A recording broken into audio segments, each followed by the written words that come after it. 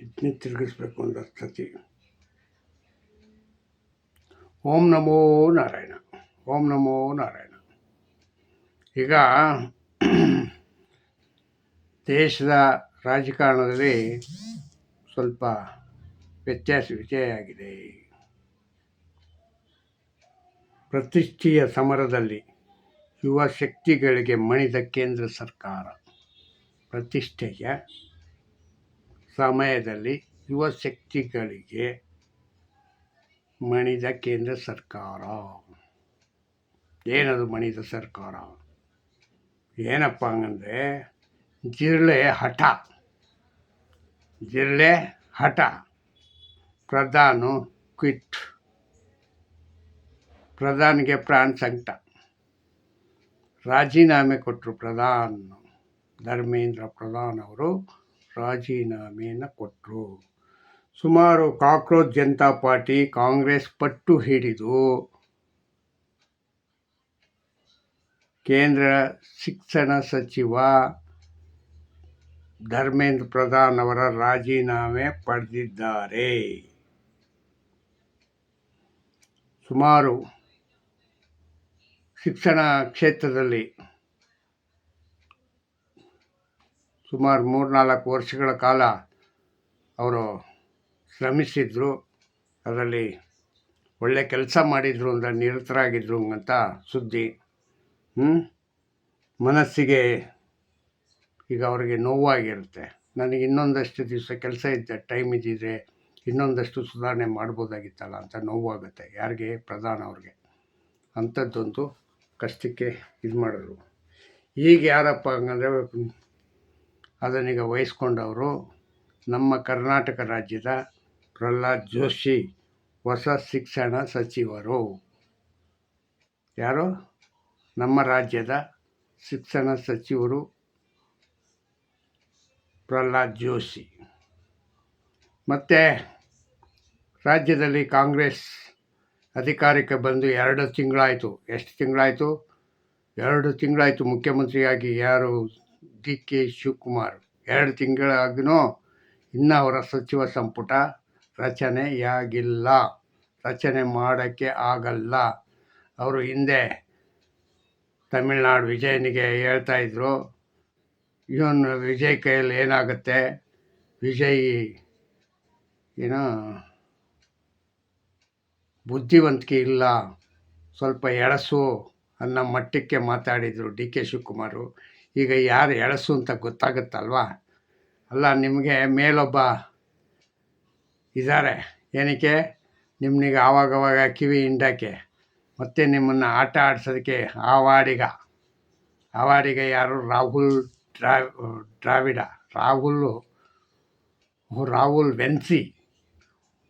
ವೆನ್ಸಿ ಆವಾಡಿಗ ಮೇಲೆ ಆಡಿಸ್ತಾ ಇರ್ತಾನೆ. ಇವರು ಆಟ ಆಡಬೇಕು. ಸಿದ್ದರಾಮಯ್ಯ ಅವರು ಎಲ್ಲಿ ಸದ್ದು ಗದ್ದಲ ಏನೂ ಇಲ್ಲ. ಎಲ್ಲೋಗ್ಬಿಟ್ರೋ, ಎಲ್ಲಿ ಮಾಯ ಆಗಿಬಿಟ್ರೋ ಗೊತ್ತಿಲ್ಲ ಸಿದ್ದರಾಮಯ್ಯ ಅವರು.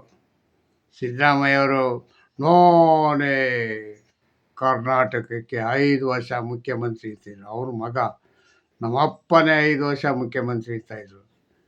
ಎಲ್ಲಿ ಸದ್ದು ಇಲ್ಲ, ಗದ್ದಲನೂ ಇಲ್ಲ. ಎಲ್ಗೋಗ್ಬಿಟ್ರು?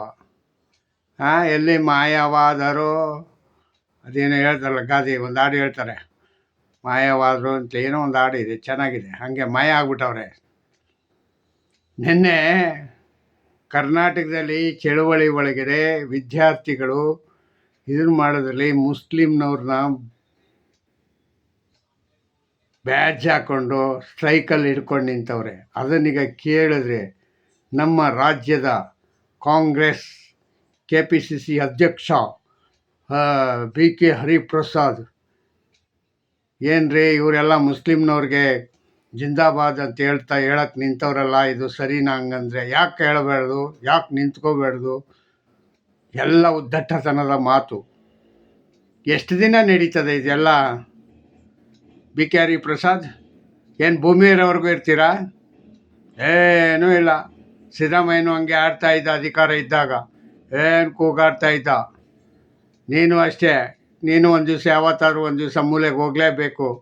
ಮತ್ತು ಇಂದಲ್ಲ ನಾಳೆ ರೀ ಹಿಂದೆ ಯಾರ್ಯಾರನ್ನೋ ಓಡಿಸೋರಂತೆ ಇನ್ನು ನಮ್ಮ ಹಿಂದೂಗಳು ಎಲ್ಲರ ಜೊತೆ ಯುದ್ಧ ಆಡಿದ್ದಾರೆ. ಯಾರು ಮೊಘಲರ ಜೊತೆಗೆ ಯುದ್ಧ ಮಾಡಿದ್ದಾರೆ. ಮತ್ತು ಯಾರು ಇಂಗ್ಲೀಷ್ನವ್ರ ಹಿಂದೆ ಹೋರಾಟ ಮಾಡವ್ರೆ. ನಿಮ್ದು ಯಾವ್ದ್ರಿ ಲೆಕ್ಕ ಕಾಂಗ್ರೆಸ್ನವ್ರದ್ದು? ಈಗಾಗಲೇ ಮೂಲೆಗೆ ಹೋಗ್ಬಿಟ್ಟಿದೆ. ಇನ್ನೊಂದು 2 ಪಾರ್ಟಿ ಇನ್ನೊಂದು ಸತಿ ಎಲೆಕ್ಷನ್ನಲ್ಲಿ ನೀವು ಎಲ್ಲಿರ್ತೀರಾ ಬಿ ಕೆ ಹರಿ ಪ್ರಸಾದ್? ಅದು ನಿಮ್ಮ ನೇತೃತ್ವದಲ್ಲೇ ನೆಕ್ಸ್ಟು ರಾಜ್ಯದಲ್ಲಿ ಎಲೆಕ್ಷನ್ ನಡೆಸ್ತೀರಾ? ಏನು ಮಾಡ್ತೀರಾ? ಸಾಧನೆ ಮಾಡ್ತೀರಾ? ನಿಮ್ಮ ಕೈಯಲ್ಲಿ ಸಾಧನೆ ಮಾಡೋಕ್ಕೆ ಆಗಲ್ಲ. ಯಾಕೆ ಹೇಳಿ? ಸಾಧನೆ ಮಾಡೋಕ್ಕೆ ಬಿಡಲ್ಲ. ಅವ್ರುಗಳೆಲ್ಲ ಮೇಲಿರೋರೆ, ನಿಮ್ಮ ಜೊತೆಲಿರೋರೆ ಏನು ಮಾಡ್ತಾರೆ ಗೊತ್ತಾ? ನಿಮ್ಮನ್ನು ಹಾಕಿ ಚೆಂಡೋಗಿದಂಗೆ ಒಗೆದಾಕ್ಬಿಡ್ತಾರೆ. ನೀವು ಅವ್ರ ಜೊತೆ ಏನೋ ಸಹಪಾಠಿಯಾಗಿ ಕರೆಕ್ಟಾಗಿ ಕೆಲಸ ಮಾಡಿದ್ರೆ ಗೆದ್ದೆ. ಇಲ್ಲ ಅಂದರೆ ಬಿ ಕೆ ಹರಿಪ್ರಸಾದ್ ಮುಂದಿನ ಎಲೆಕ್ಷನ್ನಲ್ಲಿ ನಿನ್ನ ಪಾರ್ಟಿನಿಗೆ ಗೆಲ್ಲಕ್ಕೆ ಬಿಡಲ್ಲ. ಯಾರು? ನಿಮ್ಮ ಕಾಂಗ್ರೆಸ್ ನಾಯಕರೇ. ಯಾಕೆಂಗಂದರೆ ನೀವು ಆಗಲೇ ಈಗ ಆ ಥರದ್ದು ಒಂದು ದುರಾಡಳಿತ ಮಾಡ್ತಾಯಿದ್ದೀರಾ. ನಿಮ್ಮ ಕಂಡಿದ್ದೀನೀಗ ನೀವು 3 ಜನ ಪಾರ್ಟಿಗೆ ಮೂಲ ಕಾರಣಕರ್ತರು ಅಂದ್ಕೊಂಬಿಟ್ಟಿದ್ದೀರಾ.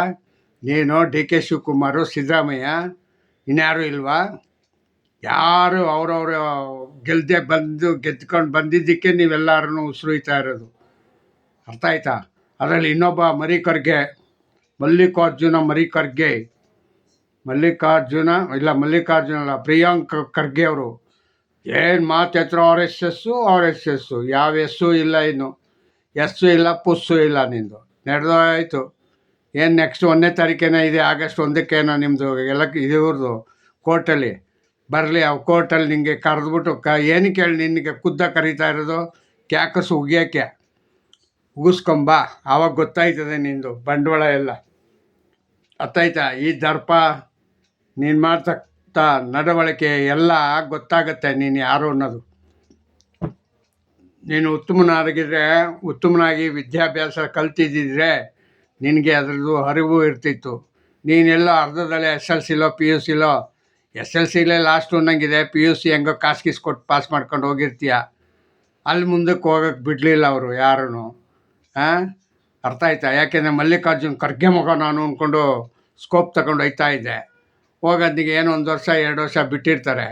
ಇನ್ನೂ ಎಷ್ಟು ವರ್ಷ ಬಿಡ್ತಾರೆ ನಿನ್ನ? ಆಮೇಲೆ ಬಿಡಲ್ಲ. ಮುಂದಕ್ಕೆ ಹೋಯ್ತಾ ಕಠಿಣ ಆಗ್ತಾ ಇರ್ತದೆ ಅದು ಕಾಲೇಜು ಡಿಗ್ರಿ. ಅದಕ್ಕೆ ನೀನು ಹಿಂದಕ್ಕೆ ಬಂದು ಹರೆ ಉತ್ತಮ. ನೀನು ಅರ್ಧಂಪರ್ಧ ಬೆಂದಿರೋ ಇದು ರುಚಿ ಇರ್ತದ, ಹಂಗಾಗಿದೆಯಾ ನೀನು. ಮಲ್ಲಿಕಾರ್ಜುನ್ ಅದು ಪ್ರಿಯಾಂಕಾ ಖರ್ಗೆ, ನೀನು ವಿದ್ಯಾಭ್ಯಾಸ ಕಂಪ್ಲೀಟ್ ಮಾಡಬೇಕಾಗಿತ್ತು. ಆವಾಗ ನೀನು ಉತ್ತಮನಾಗ್ತಾಯಿದ್ದೆ, ಉತ್ತಮರ ಸಹವಾಸದಲ್ಲಿ ಇರ್ತಾಯಿದ್ದೆ. ನಿನ್ನ ಜೊತೆ ಉತ್ತಮರು ಒಬ್ಬರೂ ಇಲ್ಲ ಅನ್ನಂಗಿದೆ. ನಿನಗೆ ಎಲ್ಲೂ ಬುದ್ಧಿ ಯಾವನು ಹೇಳ್ತಾನೇ ಇಲ್ಲ. ರಾಹುಲ್ ಗಾಂಧಿಗೆ ಮಾಡೋರಲ್ಲ ಹಂಗೆ, ಅವನು ಹಂಗೆ ಮಾಡಿ ಹಾಳು ಮಾಡಿಬಿಟ್ರಿ ಪಾಪ. ಅವನ ಲೈಫ್ ಅವನೇ ಹಾಳು ಮಾಡ್ಕೊಂಡ, ಇಲ್ಲ ನೀವೆಲ್ಲ ಸೇರಿ ಅವನ್ನ ಹಾಳು ಮಾಡಿದ್ರೆ ಗೊತ್ತಿಲ್ಲ. ರಾಹುಲ್ ಗಾಂಧಿನಿಗೆ ಯಾಕೆ? ಅವ್ನಿಗೆ ಒಳ್ಳೆ ಮಾತು ನಡವಳಿಕೆ ಏನು ಹೇಳ್ಕೊಡ್ಲೇ ಇಲ್ಲ. ಅವ್ನು ಒಳ್ಳೆ ಮಾತು ಒಳ್ಳೆ ನಡವಳಿಕೆ ಇಲ್ಲ. ಈಗ ನೋಡಿ ಮೊನ್ನೆ ಎಲ್ಲ ಆ ಕಾಕ್ರೋಚ್ ಪಾರ್ಟಿಯವ್ರ ಜೊತೆ ಸೇರಿಕೊಂಡು ನಾನು ಒಬ್ಬ ಇದ್ದೀನಿ ಹಿಂಗಂತ ಕೈ ಎತ್ಕೊಂಡು ಓಡಾಡ್ತಾ ಇದ್ದಾನೆ. ಪ್ರಧಾನಿ ಮೋದಿಗೆ ಪ್ರಧಾನರಿಗೆ ರಾಜೀನಾಮೆ ಕೊಡಿ. ಮತ್ತು ಯಾರೋ ಆ ಸ್ಟೂಡೆಂಟ್ಸ್ಗೆಲ್ಲ ಕೇಸ್ ಹಾಕಬೇಡಿ, ಅದನ್ನೀಗ ವಿತ್ಡ್ರಾ ಮಾಡಿ. ಇದು ಬೇಕಾ ಇದು? ಅಲ್ಲ, ರಾಹುಲ್ ಗಾಂಧಿ ನಿನ್ನ ಪಾರ್ಟಿ ಒಳಗೆ ನೀನು ಕರೆಕ್ಟಾಗಿ ಇದ್ದಿದ್ರೆ ನಿನ್ನ ಪಾರ್ಟಿನೇ ಇದನ್ನು ತಗೋಬೋದಾಗಿತ್ತು. ಇನ್ನೊಬ್ಬನ ಕೆಳಗಡೆ ಹೋಗಿ ನೀನು ತಗೊಳ್ಳೋದೇನಿತ್ತು? ಅಲ್ವಾ? ರಾಹುಲ್ ಗಾಂಧಿ ಏನ್ರಿ ಹೇಳ್ರಿ, ಈಗ ನೀವು ಮಾಡ್ತಾ ಇರೋದು ಸರಿ ಏನ್ರಿ? ಸರಿಯಾದ ಕ್ರಮನಾ? ಈಗ ಬಿ ಜೆ ಪಿ 3 ಬೇಡಿಕೆಗಳನ್ನ ಕೇಂದ್ರ ಅಸ್ತು ಅಂತ ಅಂದ್ಬಿಡ್ತು, ಕೊಟ್ಬಿಡ್ತು. ಈಗ ತಗೊಂಡೋಗಿ ಏನು ಮಾಡ್ತೀರಾ ನೀವು? 3 ಏನು ಮಾಡ್ತೀರಪ್ಪ? 3 ಇಸ್ಕೊಂಡ್ರಿ. 3 ಅವ್ನು ಕೇಳಿದೆ, ಅವನೋ ಜಿರಳೆ ಪಾರ್ಟಿ ಅವನು. ನೀವು ಅದರಲ್ಲಿ ಸಾಥ್ ಕೊಟ್ರಿ. ಮತ್ತು ಇನ್ನೊಬ್ಬ ಇದ್ದಾನಲ್ಲ, ಯಾರೋ ಆಪ್ ಪಾರ್ಟಿ ಅಧ್ಯಕ್ಷ, ಆಪ್ ಅಯ್ಯೋ ಕರ್ಮ. ನಿಮ್ಮನ್ನೆಲ್ಲ ರಾಜಕಾರಣಕ್ಕೆ ಯಾಕೆ ಬಂದರೋ, ಏನಕ್ಕೆ ಬಂದರೋ, ನಿಮ್ಗೆ ತಲೆ ಇದೆಯೋ ಇಲ್ವೋ? ನನಗಂತೂ ಒಂದು ಅರ್ಥ ಆಗಿಲ್ಲಪ್ಪ. ನಿಮ್ಗೆ ತಲೆ ಇದ್ದರೆ ಮಾತ್ರ ಹಿಂಗೆಲ್ಲ ಆಟ ಆಡ್ತಾ ಇರಲಿಲ್ಲ. ತಲೆ ಇಲ್ಲದಿದ್ದವರು ನೀವು, ಬುದ್ಧಿ ಇಲ್ಲದಿದ್ದವರು ಅಂತ. ತಲೆ ಇಲ್ಲ ಅಂದರೆ ಬುದ್ಧಿ ಇಲ್ಲ ಅಂತ. ಹಿಂಗಿರೋದ್ರಿಂದ ಈ ನಮ್ಮ ರಾಜ್ಯ, ನಮ್ಮ ದೇಶ ಹಾಳಾಗಿದೆ. ನಮ್ಮ ದೇಶದಲ್ಲಿ ಎಜುಕೇಷನ್ ಹಾಳಾಗಿದೆ. ನಮ್ಮ ರಾಜ್ಯದಲ್ಲಿ ಎಜುಕೇಷನ್ ಹಾಳಾಗಿದೆ. ಯಾಕೆ ಹೇಳಿ? ಯಾರು ಅಲ್ಲಿ ಸರಿಯಾದ ಶಿಕ್ಷಣ ಸಚಿವ ಇಲ್ಲ. ಯಾರು ಒಬ್ಬನಾದರೂ ಫಾಲೋ ಮಾಡಿ ಆ ಸಣ್ಣ ಮಕ್ಕಳನ್ನ ಇದನ್ನು ಕೊಟ್ಟು ಒತ್ತು ಕೊಟ್ಟು ಅವರು ಓದ್ಸೋಣ, ಅವ್ರನ್ನ ಮುಂದರಿಸೋದಕ್ಕೆ ದಾರಿ ಮಾಡೋಣ ಹೇಳೋ ಅಂಥ ಸಚಿವ ಒಬ್ಬನೂ ಬರಲಿಲ್ಲ. ಎಲ್ಲ ಮೇಯಕ್ಕೆ ಬರ್ತಾಯಿದ್ದಾರೆ, ಮೇಯ್ಕೊಂಡು ಹೋಯ್ತಾ ಇರೋದು ಅಷ್ಟೇ. ದನಗಳು ಯಾವುದಾದ್ರು ಹೊಲಕ್ಕೆ ನುಗ್ಬಿಟ್ಟು ಮೇಯ್ಕೊಂಡು ಹೋಯ್ತವಲ್ಲ, ಹಿಂಗಾಗಿದೆ. ಅದರಿಂದ ಶಿಕ್ಷಣ ಇಲಾಖೆ ಹಾಳಾಗಿದೆ ನಮ್ಮ ಕರ್ನಾಟಕದ್ದು. ಯಾಕೆಂತಂದರೆ ರಿಸಲ್ಟೇ ಇಲ್ಲ. ಎಲ್ಲ 60%, 50%, 20%. ಪ್ರತಿ ಸ್ಕೂಲ್ಗೂ ಒಂದೊಂದು ಥರ ರಿಸಲ್ಟು. ಏನ್ರಿ ಇದು? ಪ್ರೈವೇಟ್ ಸ್ಕೂಲ್ಗಳೂ ಅಷ್ಟೇ, ಅದನ್ನೂ ಸರಿಯಾಗಿ ಓದಿಸ್ತಾ ಇಲ್ಲ. ಅವ್ರು ದುಡ್ಡು ತಗೋತಾರೆ, ಫೀಸ್ ತಗೋತಾರೆ, ಎಲ್ಲ ತಗೋತಾರೆ. ಆದರೂ ಅವರು ಓದಿಸೋದಿಲ್ಲ. ಇನ್ನು ಯಾರು ಓದಿಸ್ಬೇಕು, ಯಾರು ಇದು ಮಾಡಬೇಕು ಒಂದು ಗೊತ್ತಿಲ್ಲ. ಶಿಕ್ಷಣ ಸಚಿವರು, ಶಿಕ್ಷಣ ಇಲಾಖೆ ಸತ್ತು ಹೋಗಿದೆ. ಮುಂದೆ ಇನ್ನೊಂದು 10 ವರ್ಷಕ್ಕೆಲ್ಲ ಇದು ಕಂಪ್ಲೀಟ್ ಸರ್ವನಾಶ ಆಗೋಯ್ತದೆ. ಮಾಡಿಬಿಡ್ತೀರಾ ಎಲ್ಲರೂ ಸೇರ್ಕೊಂಡು. ಎಳ್ಳು ನೀರು ಬಿಟ್ಬಿಡ್ತೀರಾ. ಈಗಾಗಲೇ ಸರ್ಕಾರಿ ಸ್ಕೂಲ್ಗಳನ್ನೆಲ್ಲ ಮುಚ್ಚಿದ್ದೀರಾ. ಇನ್ನೊಂದಷ್ಟು ಮುಚ್ಚಿಸ್ತೀರಾ. ನೀವು ತುಂಬ ಔದಾರ್ಯವಾಗಿ ಸಂಬಳ ತಗೊಂಡು ತಿಂಗಳಿಗೆ ಎಣಿಸ್ಕೆ ಮಾಡ್ಕೊಂಬಿಟ್ರೆ ಸಾಕು. ಮಂತ್ರಿಗಳಿಗೆ ಸಂಬಳ ಬಂದರೆ ಸಾಕು, ಮೇಷ್ಟ್ರುಗಳಿಗೆ ಸಂಬಳ ಬಂದರೆ ಸಾಕು. ಇನ್ನು ಯಾರಿಗೆ ಬೇಕು? ಯಾರಿಗೆ ಬಂದರೆಷ್ಟು ಬಿಟ್ಟರೆಷ್ಟು? ನಿಮಗೇನಾಗಬೇಕಾಗಿದೆ? ಇಷ್ಟೇ ನಮ್ಮ ರಾಜ್ಯದ ಕತೆ. ಎಲ್ಲ ತಿಂಗಳ ಸಂಬಳಕ್ಕಾಗಿ ದುಡಿತಾ ಇದ್ದೀರ. ಯಾರು ನಿಮ್ಮ ಅಭಿವೃದ್ಧಿ ಜ್ಞಾನ ದೃಷ್ಟಿ ಇಲ್ಲ. ಜ್ಞಾನ ಅರ್ಜನೆ ಮಾಡೋಣ, ಬೆಳವಣಿಗೆ ಮಾಡ್ಕೊಳ್ಳೋಣ, ನಮ್ಮ ರಾಜ್ಯನಿಗೆ ಇಂಪ್ರೂವ್ ಮಾಡೋಣ ಅಂತ ಹೇಳೋರು ಒಬ್ಬರೂ ಇಲ್ಲ. ಜೈ ಹಿಂದ್, ಜೈ ಕರ್ನಾಟಕ. ಮತ್ತು ಓಂ ನಮೋ ನಾರಾಯಣ.